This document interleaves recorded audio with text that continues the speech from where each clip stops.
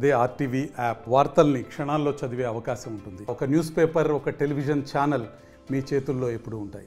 వాళ్ళ చంద్రబాబు నాయుడు తీసుకోండి, వైఎస్ఆర్ని తీసుకోండి, మన ఇప్పుడు కేసీఆర్ని తీసుకోండి, రేవంత్ రెడ్డిని తీసుకోండి, ఎవరిని తీసుకుంటారు? ఎదిగిన వాళ్ళందరూ ఏ పార్టీ? ఒకటే పార్టీ. ఒక ఫోటో చూపిస్తాను, ఆ ఫోటోలో ఉన్న మనిషిని గుర్తుపడతారేమో ఒకసారి చూడండి. ఒక ఫోటో ప్లే చేయండి. ఆమెను గుర్తుపడతారా? ఆమె మా బిడ్డనే కదా, నవ్య, జానకిపురం సర్పంచ్ గారు బిడ్డ.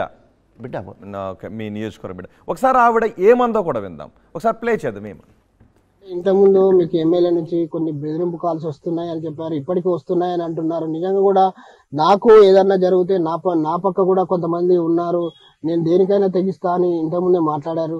దీని మీద నిజంగా అంటే ఒక ఎదుర్కొనే ధైర్యం మీకుందా? పక్కా షోర్ ఎదుర్కొంటా, దేనికైనా వెనుకకూడు పోను. ఆల్రెడీ ఆ దరిద్రులు నాకు ఫోన్లు చేపిస్తున్నారు, నాన్ స్టాప్ గా ఫోన్లు వస్తున్నాయి. ఆడెవడో హౌలేగాడు ఫోన్ చేస్తుండు, ఊకే ఫోన్ చేస్తుండు, తిన్నావా, ఉన్నావా, పడుకున్నావా, ఏం చేస్తున్నావు, ఎట్లున్నావా. ఈ హౌలేగాడు ఫోన్ చేపిస్తున్నారు నాకు. ఎవరు మీకు ఫోన్ చేపించారు? ఎమ్మెల్యే గారు ఎంపీపీ ఇద్దరు ఫోన్ చేపిస్తున్నారు. ఎంపీపీకి అన్ని ఫ్రెండ్షిప్లు ఉంటాయి, ఎమ్మెల్యేకి ఆయనకు అనుచరులు ఉంటారు కదా, 24 hours నాకు ఫోన్లు చేస్తున్నారు. ఏంటి, ఎందుకు ఆమె ఆరోపణలు చేసింది, ఎందుకు అంత? సరే అంటే నేను మామూలుగా నాకు 4 చెల్లెళ్ళు, మహిళల గురించి ఎక్కడ ఇప్పటివరకు అంత కామెంట్ చేసినా కూడా ఎక్కడ కూడా నేను మాట్లాడలే. అధికార పార్టీలో ఉండి సుమోటాగా నా మీద కేసు పెడితే ధైర్యంగా ఎదుర్కొన్నాను. ఫాల్స్ ప్రూవ్ అని తెలిసిపోయింది, మీడియా హైక్ చేసింది, అసత్య వార్తలు రాసిందని చెప్పేసి మహిళా కమిషన్ కొట్టేయడం జరిగింది. అదొక విషయం. అయితే నేను ఎందుకు మహిళల గురించి మాట్లాడంటే, ఈరోజు సమాజంలో సగభాగం కంటే ఎక్కువ మహిళలు ఉన్నారు, వాళ్ళు లేకుండా ఏది కూడా లేదు. సో అలాంటిది ఆ విషయంకి వచ్చినప్పుడు ఇక్కడ గ్రూప్ రాజకీయాలని ఆమె మాట్లాడిన భాషలోనే తెలిసింది. ఏం గ్రూప్ రాజకీయాలు? ఆమె ఒక సర్పంచ్గా ఎమ్మెల్యే గారు, ఎంపీ గారు, జెడ్పీటీసీ, మండలాధ్యక్షులకు అనుగుణంగా పనిచేయాల్సిన అవసరం.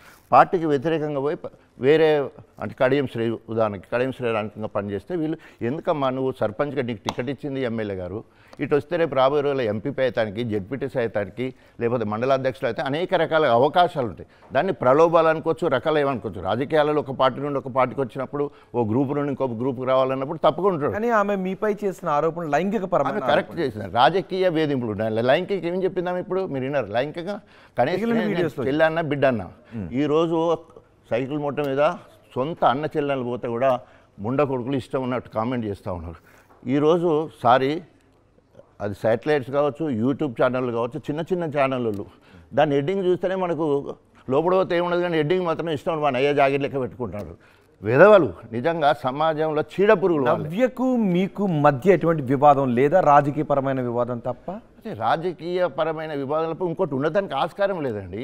ఇప్పుడు మీరు లైవ్లో నవ్యతో ఫోన్ చేసి మాట్లాడగలుగుతారా? ఇప్పుడు నేను ఇంకో కాంట్రవర్స్కి పోదలుచుకోలేదు. దయచేసి మహిళలను కించపరిచే భాష మాట్లాడాల్సి వస్తుంది. ఇప్పుడు అసందర్భం, అవసరం లేని విషయం. అంటే ఆవిడతో మాట్లాడితే ఆ భాష మాట్లాడాల్సి వస్తుంది కాదు నాన్న. ఇప్పుడు మన ఇద్దరం శత్రువులు అనుకో, నువ్వు శత్రువు లేక నేను ఇప్పుడు నువ్వు రుణ తిడితే నేను ఒక్కటనే తిట్టవలసి వస్తుంది కదా. ఇప్పుడు అవసరం అది వివాదం ఏమీ లేదు, అయిపోయింది కదా. ఆమె ఇప్పుడు చట్టం మీద గౌరవం ఉంది, తర్వాత అదేమంటారు రాజకీయాల మీద గౌరవం ఉంది. ఆమె సర్పంచ్ పోస్ట్ అయిపోయింది, ఎమ్మెల్యేగా పోటీ చేసింది మొన్న. ఆమె ఎమ్మెల్యే కూడా పోటీ చేసింది మొన్న.